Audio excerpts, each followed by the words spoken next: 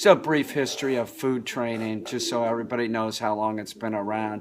B.F. Skinner did his work, operant conditioning. That's about both the positive and the negative and the alleviation of both. But the U.S. Navy saw that, like, you can actually train an animal using just a positive portion. So the U.S. Navy used it to train sea mammals. After that, there was the inception of SeaWorld in the early 60s, right? People thought, well, we could train dolphins and we could put on shows and stuff like this. But after SeaWorld started, some of the trainers that learned this positive reinforcement, purely positive method, found that it causes problems with killer whales. They shouldn't be in small pools anyway, right?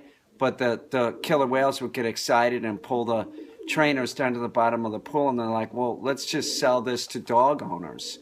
And that's what's happened. And in the last 25, 30 years, it's, been like put to the American public as the humane way, the humane approach to train an animal. That's how they sell it. Like if you do another method, if you tell the dog no, you're inhumane and cruel. And that's the key. That's what they do, is they prey on the insecurities of the dog owner. If you do it another way, you're cruel. So we're only talking about 25 or 30 years of this bullshit being sold. It's like there's an army of these people out there. It's like Amway. They learn food training and then they sell it to other people. They teach people how to food train. It's a horrible thing. It's very horrible.